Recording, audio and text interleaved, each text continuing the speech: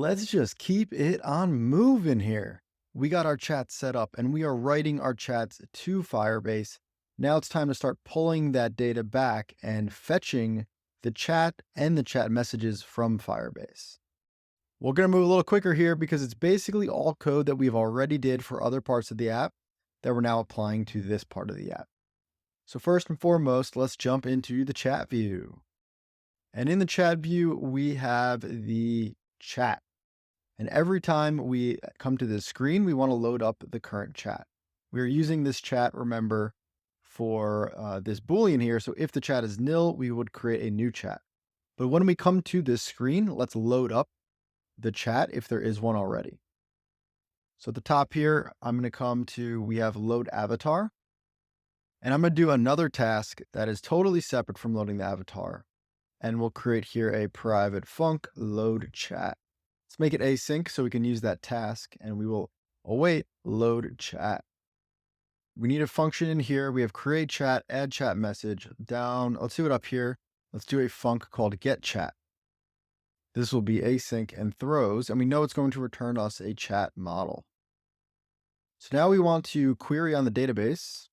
So we'll try await collection. We have the chats collection here. Now in our database, we need to fetch the chat for this user and this avatar, right? So we have an avatar ID and a user ID. So let's come to our code base here, and we want to fetch where field, and we'll do chat model dot coding keys dot user ID dot raw value is equal to, let's pass in the user ID of type string. Let's also pass in the avatar ID of type string. And we want the user ID field to be equal to user ID. And also we want the where field chat model dot coding keys dot avatar ID raw value is equal to the avatar ID. Then let's get documents. We're going to get all documents. So when we do these queries in Firebase, it returns us back an array, even though we know this query should only ever return one document. Let's go ahead and return just the first document from that query. And if that document does not exist, the result would be nil. So it wouldn't be an error, but it would be a nil value. So we'll just make this an optional here. In order to use get all documents, we have this ambiguous error here. In order to use this get all documents, the chat model needs to conform to the string identifiable. So get all documents, we can see here string identifiable. Let's just jump into the chat model. Let's import the import identifiable by string, and we literally already have a string ID, so we can just string identifiable, and this compiler error should go away. This compiler it's still ambiguous. All right, there must be some reason where the compiler cannot figure out what type of data it is returning here.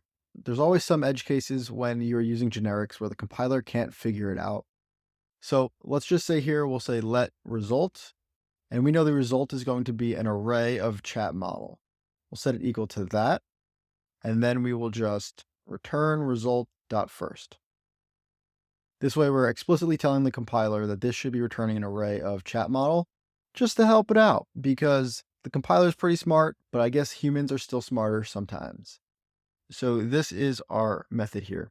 So we're going to do this query, but I want to point out there is another way that we could fetch this chat.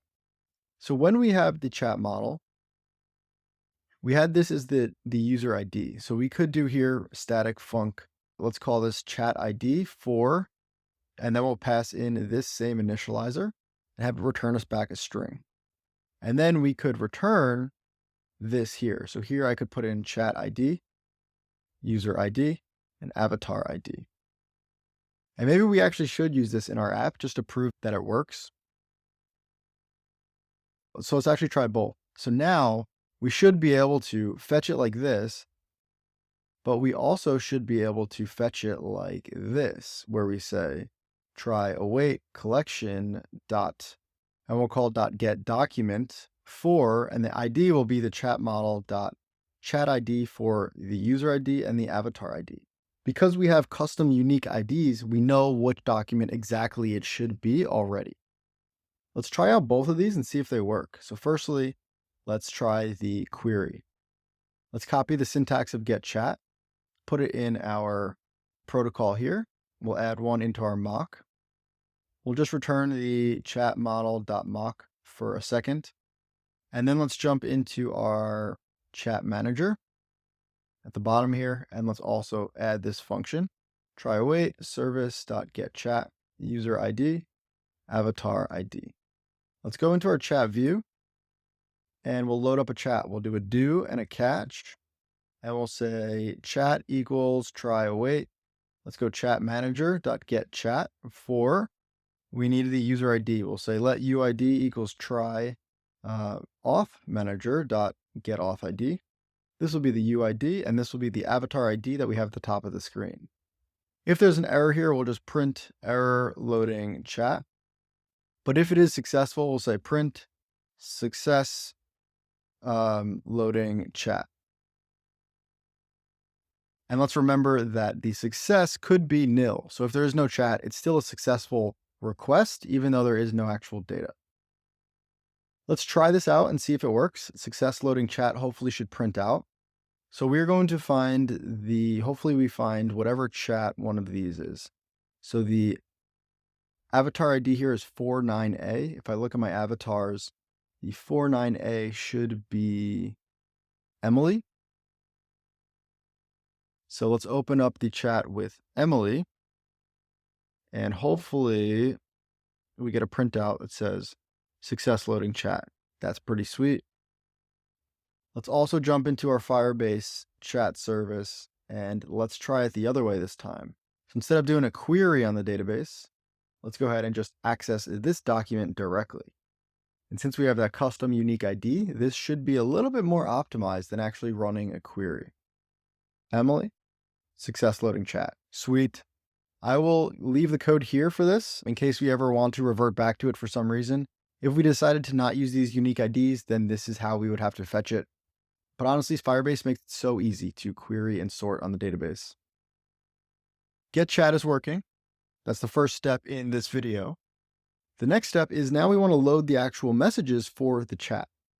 So this chat does not have any, but this chat actually has a bunch of messages already. So let's load those from Firebase. Now, when we load these, we actually want to attach a listener. We already used a listener earlier in this course, but the reason that we're adding this listener is because we are going to listen in real time for updates in this collection. And as this collection gets updated in the backend, we will automatically pull that back into our app. So right now in our app, if we go to the chat view, we have, right now we are appending these chat messages ourselves just to get our UI to work. But really what we're going to do is attach a listener to the database. And then as soon as we add the messages, it should automatically pump back to our app and have those new messages in. So this is actually not the correct way to do it. It's just how we set it up for the beginning. And I'll note that the only reason this even works is because in this app right now, this device is sending both the user message and the AI message. But if you were building an app where there was another user with another device, you obviously wouldn't be able to just append the other user's message because it's not even on your device. So we really need a listener for any real chat application. I'm going to jump into our Firebase user manager or user service. We already have this function for stream user, and I'm just going to copy it because we're going to do almost the same thing for streaming the chats. So let's jump into the Firebase chat service. Down here, I'll put a function, open the brackets.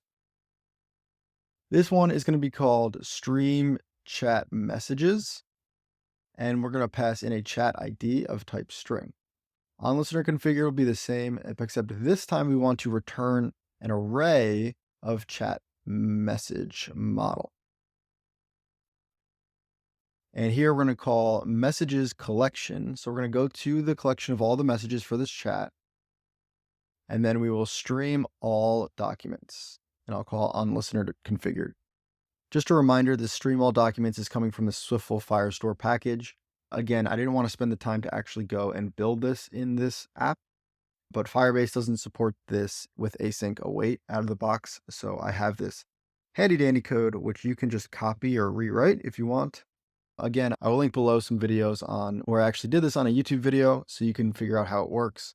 It's just converting the Firebase snapshot listener to an async throwing stream. Let's jump back to our code base here. We have stream chat messages. Let's go ahead and copy it. Let's add it as part of our chat service. In our mock, we'll just call async throwing stream. Click enter. This will be the continue. We will update this in just a couple seconds. For right now, I guess we just won't do anything. Let's jump to our chat manager. And then we have one more method that we need to add in here. Open the brackets. So let's call try await service dot stream chat messages chat ID on listener configure. Now I just want to point out that when we did the user manager, we were listening to the current user profile and we got the listener back and then we added it inside our user manager. And that worked because the user manager is shared across the whole app and this listener is for the entire application. But this case scenario, these stream chat messages is not something that we want to share across the whole app. It's something that this listener is specific to the chat view that we are in right now. So I actually want to add and hold a reference to this listener inside the chat view rather than in the manager. I guess we actually don't need try await here. All right, let's jump into the chat view. And let's go to our loading functions and let's create a private func called load chat messages. Let's actually call it listen for chat messages. And we'll make this async. And then in here, let's do a do and a catch. And we will say, firstly, let's try to get the chat ID. So we're going to call load chat. And then after we set the chat, we're going to then call listen for chat messages. So this chat is optional. So firstly, let's make sure that we have a chat ID. So if we don't have a chat ID, we don't even know where to listen for messages. So guard let chat, else let's throw a chat view error. We'll say no chat. No chat is fine for now. And then we'll have the chat ID. So we'll say let ID equals chat.id. Cool. I want to reuse this chunk of code. So let's create a private func and make a function called get chat ID that throws and returns us a string. And we'll cut this, put it in here, and then return chat.id. So now we can say let chat ID equals try get chat ID. And let's go ahead and chat manager dot stream chat messages, and we'll pass in the chat ID. All right, we know this is an async throwing stream, so we'll say for await value in, and then we'll open the brackets here. This call can throw, so let's go make that try await. If this fails, let's just print out here failed to attach chat message listener. And then in here, if we actually get all of the chats, remember this is going to be every single chat. So then in here, let's go ahead and set the array of chat messages up here. So we're going to start this with a blank array, and then we're going to set it every time it updates. We'll set the chat messages equal to, we'll call the value, which will be the array, and let's sort it by, and let's go where the $0.date created. The date created is optional. So if we jump into it, date created is optional. Let's go ahead and add a calculated variable here. We'll say var date created calculated of type date. So this one will be not optional. And we'll either return the date created, otherwise distant past, just to give this a non-optional value.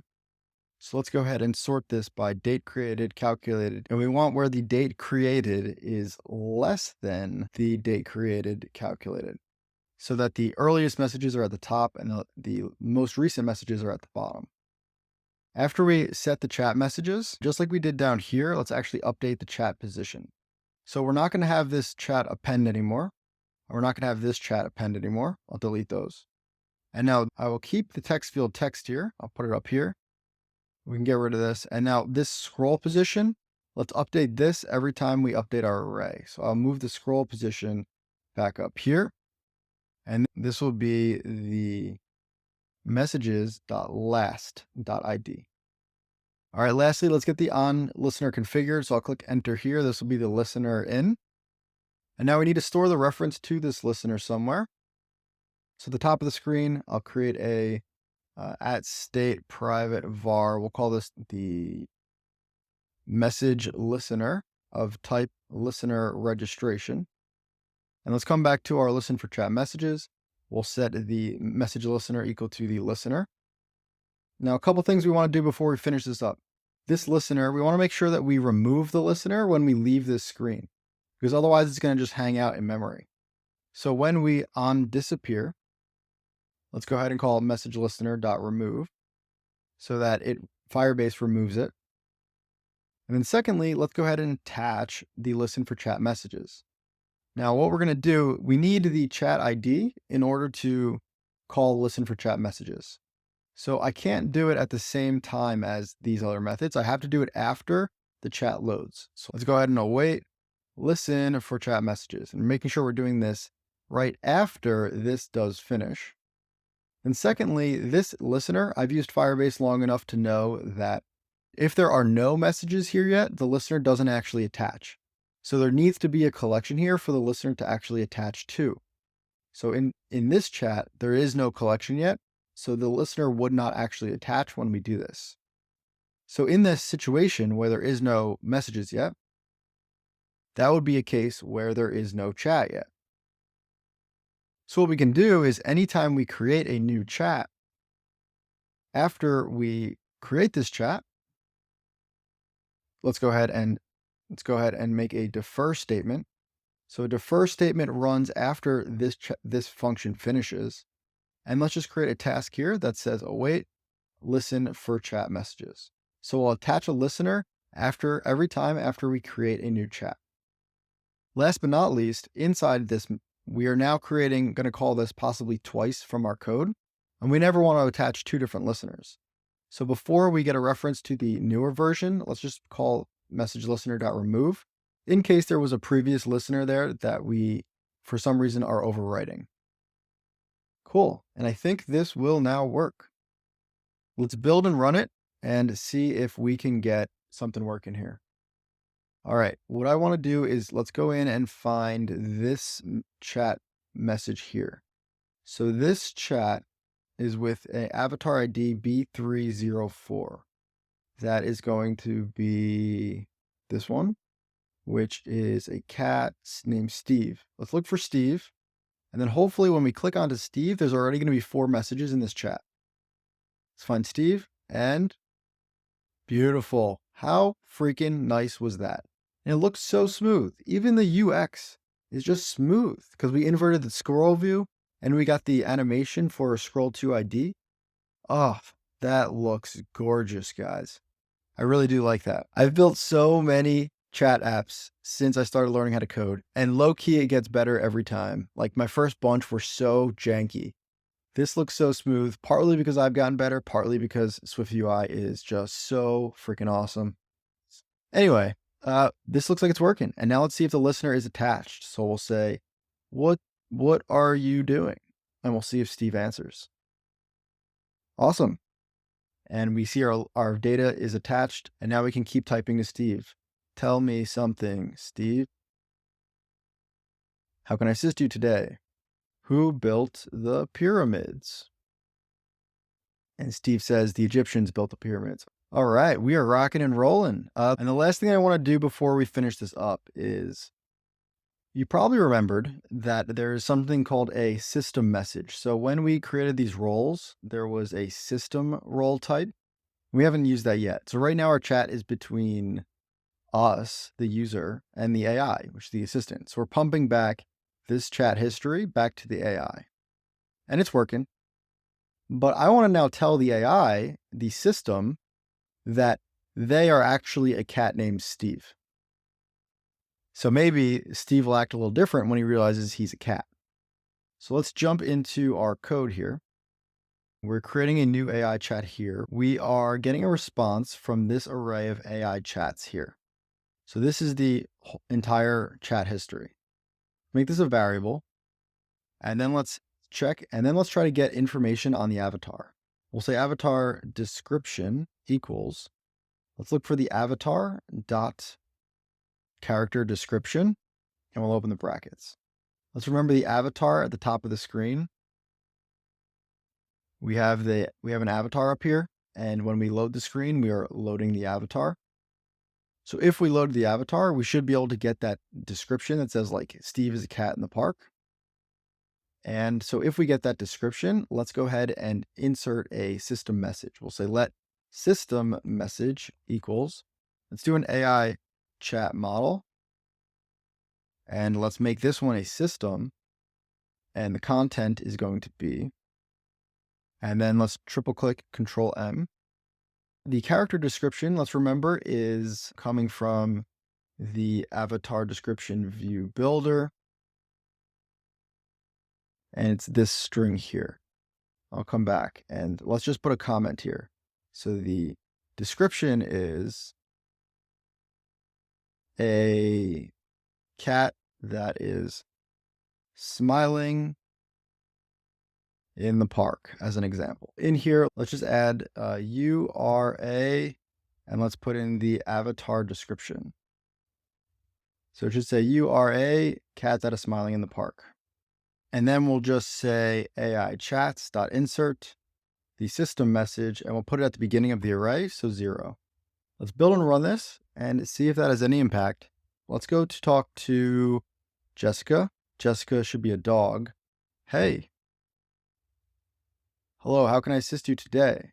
What type of animal are you? I'm not an animal, I'm an AI assistant. Why are the messages not working? Let's jump into our OpenAI service. And when we go and we send the generate text, we create this array of messages. In here, let's just go for message in messages. Let's just print out message. I just want to make sure that it is actually sending to the chat query. Because these are not the exact responses that I was getting when I was building this app. Let's try, let's say, what are you doing? Okay. The printout here is, hey, what animal are you? What are you doing? The system message has been dropped. So we have a bug in our code. All right, where is the bug in our code? Well, let's try it up here. Let's say here, for message in messages, chat in chats. Let's print out the chat. Let's go ahead and build this. Let's try to talk to Jessica. Hello. Oh, it is here. You are a dog that is smiling in the city. And then it gets dropped before we get to the user here. All right, so we must have, in this line of code, it must be removing to OpenAI model. All right, so we must have a bug in the OpenAI where this is a compact map, so it's dropping anything that returns nil from this method here. Let's go and jump at and look at it. So this is optional. If we forced unwrap it, it should break, but let's actually just go look at the source code quick. And so this is an enum where there's a different case for the different types. And I guess maybe we're sending all of these as actual user messages right now. Let's go ahead and use the enum cases, and maybe that will fix what we need to do here. All right, so let's change this code in here. Let's switch on roll. For the system, let's go ahead and return. I'm going to not use these type aliases for just 1 second. Let's go ahead and return here the, it's this, and then we'll do .system. Now the system takes this parameter from content, and now we can pass in a message maybe. Let's do another one, return, let's go, it's this dot user, and then this dot content. Let's put content on its own line here. And then the content from a string, and we'll pass in the message. Does that compile? It's crazy. Whoever recently made these changes to the OpenAI package has made it much more difficult to use. It was literally not like this like a month ago. Let's return here the same thing. We'll do this dot assistant parameter from content parameter. And here we have content message. And then here, let's return, do the same thing, I guess, dot tool. And we'll go from content and the tool ID. We don't have a tool ID. All right, let's just return nil if it is the tool because we're not using that. All right, this is honestly quite annoying. Let's go ahead and clean up some of this code. So firstly, am I using chat content anymore? We're not going to use this anymore. So we're not using chat content, and chat text, we're not using either. Okay, let's go and copy this. Come up here and let's comment this out and let's fix it with our new ones here. So let's see. Type alias. Let's do the chat query.chat completion parameter is for all three of these. So let's just say chat completion equals this. And then we have this version is for the system message. So we'll say type alias system message equals this. Let's do this type here for a type alias of user message equals this. And then we have this other type here, type alias for user content equals this. This is what we call this user text content. And then finally, we have this type here for type alias. This is the assistant message equals this. I'm going to click in here and let's Control Shift down arrow to make these private. And this has been quite an annoying video that I did not expect to have to make. All right, so now we should be able to use these from our code, and hopefully our code can be a little bit more readable when we come back to this in 6 months. So let's make this a chat completion. Chat completion, chat completion, chat completion. System message, we're going to do here a system message, a user message, and then a user text content, and then finally assistant message here. I'll put the user on one line. Now our code is actually back to being readable. All right. Let's delete these from here because they're at the top. Must be declared file private. We can make this file private. All right, now let's go ahead and build and run, and maybe it will actually work as I had intended it the first time. Maybe we'll get some better results back in our chat as well. Let's go and talk to Jessica. Hey, what are you doing? She did not answer. Okay. You are a dog that is smiling in the city, and it did go to the chat, but she did not actually answer. What type of animal are you? And it is not working. Let's go and talk to Jimbo. Let's say, hey, hi. Greetings, Earthling. How can I assist you today? All right, this is a little bit better. Maybe it was because we had some other messages in that chat. He's now actually at least talking like an alien. Say, where are you? I'm currently enjoying the tranquility in the forest of your beautiful planet. All right, Jimbo, let's go to another planet. As much as I would love to explore another planet, I'm currently bound to Earth. All right. At least Jimbo has a little bit of some character to him. Let's try creating a new chat with Nick. Nick is a dog. So let's say, yo, what's up? Hey there, just enjoying nice weather at the park. How are you? I'm good. Are you hungry? I would always go for a snack. Do you happen to have any treats on you? Yes. Here is 100, 1,000. Oh, wow. Very generous. Cool. All right. We got a little bit of flair in our chat now. We are actually, that was a little bit of a bug. I didn't expect to actually come up, but I'm glad that it did because we did a little bit of debugging and now we fixed our chat and it's working. And the avatars actually have a personality now, which is cool. I'll tweak the text a little bit now that it's working. Let's go to the chat view. You are a dog in the park, and let's just say with the intelligence of an AI so that it can still answer questions. And we'll say we are having a very casual conversation. You are my friend. Let's build and run it. And then hopefully with a little bit of extra context, the AI now has even more of a personality.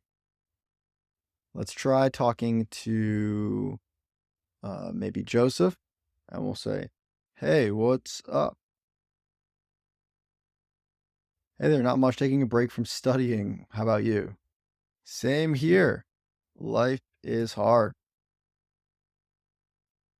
I feel you, man. Studying can be a real struggle sometimes. All right, got our chats working. Sweet.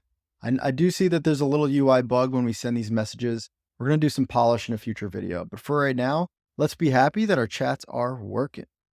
Let's go ahead and end this video with Option Command C. Let's do a feature and let's say chat listener. Let's stage it. Let's commit it. Push it on up to GitHub, and I will see everybody in the next video.